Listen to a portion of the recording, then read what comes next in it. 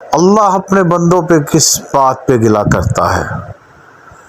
اللہ کس وقت بندے کو ایک خاص کام کے لیے کہتا ہے، اور وہ کیا لفظ ہے جس نے پوری کائنات پہ اللہ کے غضب سے بچنے کے لیے ایک خول بنا دیا۔ السلام علیکم ورحمۃ اللہ وبرکاتہ۔ میرے عزیز دوستو، آج میں جس حوالے سے گفتگو کروں گا وہ لفظ 3 حرفوں پہ مشتمل ہے: غین، فے، رے۔ ناظرین، میں تھوڑا سا اپنی ذات کے حوالے سے آپ سے اپنی کوتاہیوں کے حوالے سے بتاتا جاؤں۔ میں اپنے ذاتی تجربات اور قرآن کے مشاہدے کو اپنے ذاتی انداز میں بیان کرتا ہوں۔ میرے انداز بیان میں کوئی چیز کی کمی ہو سکتی ہے، اور وہ کمی خالصتاً میری اپنی ذات کی کوتاہی ہے۔ تو لہٰذا آج جس حوالے سے ہم گفتگو کرنے جا رہے ہیں تو وہ لفظ 3 الفاظ کا مجموعہ ہے: غین، فے، رے۔ اور اس سے آگے لگ بھگ 9 الفاظ قرآن مجید فرقان حمید میں شامل ہوتے ہیں، جن کا لغوی معنی ہے کسی ایسی چیز کا خول کسی چیز کے اوپر چڑھا دینا جو اسے میل کچیل سے محفوظ رکھے۔ اور ان 9 الفاظ میں استغفر اللہ، مغفر، غفران، غفور، غفار، اور اسی طرح اس میں غافر بھی شامل ہے۔ تو یہ الفاظ، ان الفاظ کا ترجمہ اردو کے اندر جب کیا جاتا ہے تو اس کا مطلب ہے بچانے والا، آگ سے، عذاب سے، اللہ کی رحمت کی طرف لے کے جانے والا۔ استغفر اللہ کو جب ہم ڈسکس کریں گے تو اس کا جو منبع ہے وہ یہی ہے کہ ایک ایسے خول میں شامل ہو جانا جو اللہ کے عذاب سے بندے کے لیے پناہ مانگتا ہے۔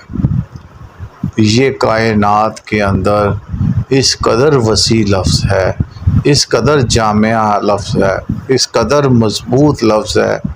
یہ اللہ تبارک تعالیٰ نے عرش کے فرشتوں کو سکھایا۔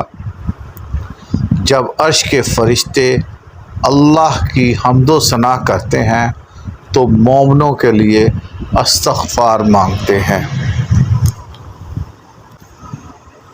اور فرشتے خالصتاً اللہ کی رضا اور اللہ کے حکم کی پیروی کرتے ہیں۔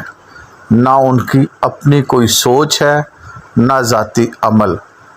اللہ تبارک تعالیٰ نے اس کائنات کے اندر اپنے غضب سے بچانے کے لیے اپنے فرشتوں کے تھرو مومنوں کو استغفار کے لیے لفظ اپنے حبیب، اپنے پیغمبر صلی اللہ علیہ وآلہ وسلم سمیت تمام انبیاء کو سکھایا۔ اور قرآن مجید فرقان حمید میں ہے، ایک آیت کا مفہوم ہے کہ تم اللہ سے استغفار صبح سحر کے وقت کرو۔ استغفار اللہ سے روزمرہ زندگی میں ہونے والی کوتاہیوں سے پناہ مانگنا اور گناہ سے بچنا۔ جی بالکل، توبہ اور استغفار میں فرق یہ ہے کہ گناہ کے بعد نیکی کی طرف لوٹنا اور گناہ سے بچنا توبہ تھا، جیسا کہ ہم نے پہلے ذکر کیا ہے، اور استغفار ہر حال میں، ہر حیثیت میں اللہ سے اللہ کی رحمت کا طلبگار ہونا، اللہ کے عذاب اور اللہ کی آزمائش سے بچنا۔ اسی طرح قرآن مجید فرقان حمید کی آیت کا مفہوم ہے کہ وہی تو ہے ہمارے ہر کام کا کارسار، تو ہماری مغفرت فرما، ہم پہ رحم فرما۔ اسی طرح ایک اور جگہ مفہوم ہے، اور وہی بخشنے والا رحمان ہے۔ اور اسی طرح قرآن مجید فرقان حمید میں ہے کہ وہ تمہاری خطائیں معاف کرنے والا ہے۔ قرآن مجید فرقان حمید میں مفہوم آیت کا کچھ یوں ہے کہ اگر نبی کریم صلی اللہ علیہ وآلہ وسلم اللہ سے تمہارے لیے استغفار کریں تو اللہ تبارک تعالیٰ تمہاری استغفار قبول کرنے والا ہے، اور تم اللہ کو بہت مہربان پاؤ گے۔ ناظرین، قرآن مجید فرقان حمید میں ایک اور جگہ آیت کا مفہوم ہے کہ یہ لوگ اللہ کی طرف کیوں نہیں جھکتے، اللہ سے کیوں استغفار نہیں کرتے، اللہ تو بہت ہی غفور اور رحیم ہے۔ تو اس آیت کی روشنی میں بڑی وضاحت کے ساتھ یہ بات سمجھ آنی چاہیے کہ اللہ اپنے بندوں سے گلہ کر رہا ہے کہ ہے کوئی مجھ سے مانگنے والا، مغفرت کرنے والا، مجھ سے ہے کوئی مغفرت مانگنے والا، میں تو غفور الرحیم ہوں، یہ میری راہ میں آتے ہی نہیں، میرے آگے جھکتے ہی نہیں۔ تو یہ گلہ اللہ نے انسان سے کیا ہے۔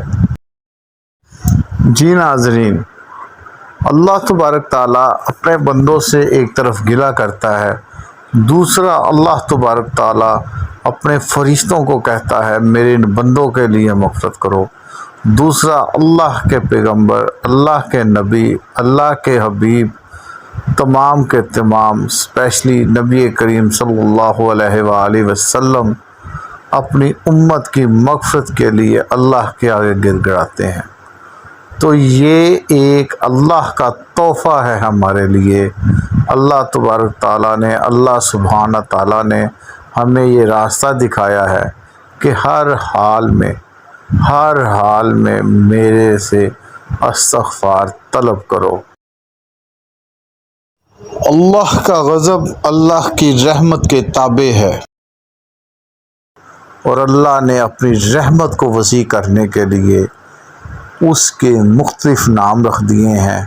مغفرت کرنے والا، غفور بخشنے والا، بچانے والا، غفران بچانے والا، یہ سب کے سب اللہ کے صفاتی نام ہے۔